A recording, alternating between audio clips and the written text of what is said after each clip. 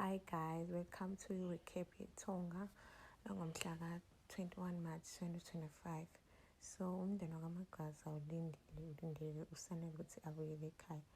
Actually they were waiting for a response from the police because bafonele amaphoyisa to go and look for him kule location le ekade beyitshela usanele. So as they were waiting, uMakhumalo uyasho ukuthi ngibonile nje mina indaba yamaphoyisa ukuthi useless, amaphoyisa nje awenza umsebenzi wayo. Nasekuqaleni nje bengisho ukuthi it won't work. So the wait, and then u-Ayanda Mameza athi ha Sanele, ebona uSanele ngena emnyango, so bonke basukume baye kuyena. Then uMbali excited amhage umamncane uNomfundo-ke aye kuyena athi hawu Masawu njani, uright, othi ngimenzela okuya ngasethunjini, yabo nje atatazela azama ukumbamba uSanele angamamba athi nje mamncane right, then aphume kuyena. So aye kuyena ebusuku, sokusebusuku akhulume naye athi Masa, ngiyaxolisa ngokwenzakalile, bengazi ukuthi bazokwenza kanje. Athi uSanele mamncane uyazi ukuthi sengimdala and ngiyakwazi ukuyithathela inqumo zami, angisesiyena nje ngomfana omncane loyaya owetshela ukuthi kumele enzeni. Athi ngiyazi Nomfundo and ngiyaxolisa ngalokho okwenzakalile, ngiyacela ukuthi ungabutsheli ubaba omncane. Athi nje angazi ukuthi usisi angayini futhi angenza njani mengasezwe indlela kwenzeke ngayo. Amthembisane ukuthi angeke ngimtshele uyengwayo, khulileka. Uphinda noMamFaith banqongoza emnyango uzama nje usayivalela akaphumi. MamFaith athi nje phinda sengiqala ukukhathazeka mina manje, awuphule nje lo mnyango singene ngaphakathi.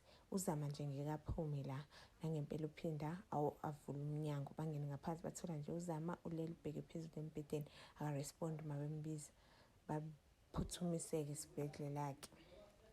uSanele ushisa impepho ubonga abaphansi, ubonga nobhuti wakhe ulwelela kuSanele for ukuba ithonga elihle, abatshela ukuthi usekhaya ubuye kahle, ucela baqhubeke bamgade bamvikele njengoba esebuyile. La akade efuna sibazise ukuthi ubuye kahle ekhaya, uzokhula nje baqhubeke babe ithonga elihle kuyena.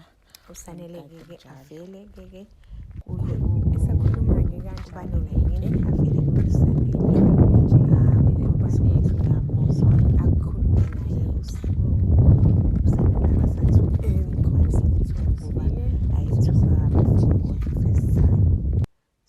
seyamukelile ukuthi usephila kuyena since aphenduka yena, kube kuthiwa akangaphenduka, angalibukeli ithuna ekuqaleni.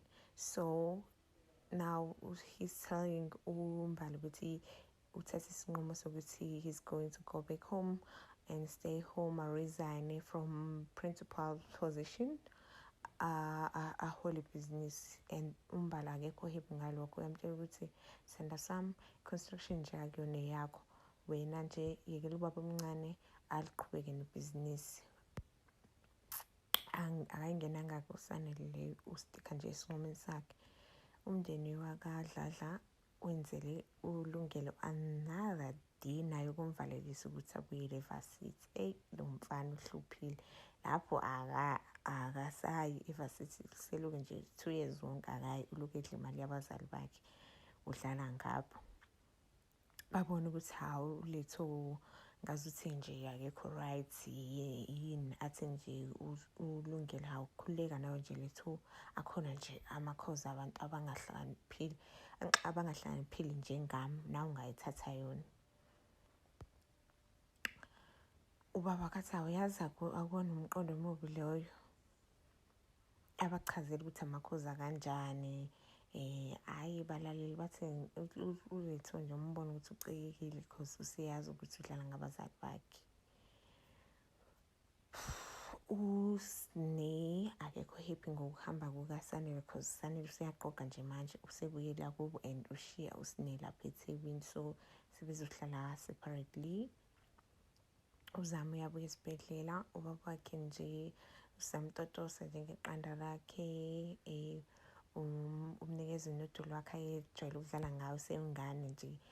For the first time since kwashona uBanele simbone nje ethi ukusmile uzama after ebuye esibhedlela. uSanele ukhuluma noMakhumalo telling her ukuthi he has to go see uNtanzi ambonge for what he did for him ngesikhathi emkhipha laphaya kogadla. Uma wakhe nje avele abe worried angazi ukuthi enze njani because useyalazi iqiniso ukuthi uNtanzi uyena obulale uSanele and uma kwatshela uSanele uzovuka enye nje impi enkulu kabi. Ayike uLungele esehamba esengena emotweni esibuye eVarsity uMakho amenzele isitsha yabona nje amtshela ukuthi anganaki amantombazane abakhohlisi. Boom uLethu abaseleka ayibhudluza indaba athi nje umkhohlisi omkhulu ola phakathi kwethu uye lo uLungele wenu lo useqede 2 years wonke ngaye eVarsity njengoba leke ihamba la ekhaya idla imali zala ekhaya uyanikhohlisa akaye nje eVarsity. uSanele goes to uNtanzi eyobonga esho ukuthi angathanda ukusebenzisana nabantu angabethemba. Abantu angabethemba usho uNtanzi njalo, so akazi ukuthi iculprit enkulu uyena lo Ntanzi lo.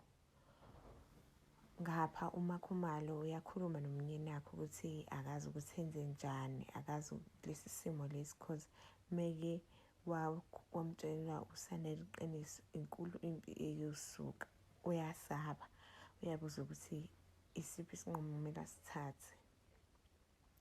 Uthe esehamba-ke uSanele uZamahlobo athi uyaphuma nhla nangu uSanele eshona le athi Magwaza ambiza yena uSanele eze kuye ambekelele asho ukuthi ngoZamahlobo hayi sembambile uSanele isandla athi nje khululeka ngisakukhumbula.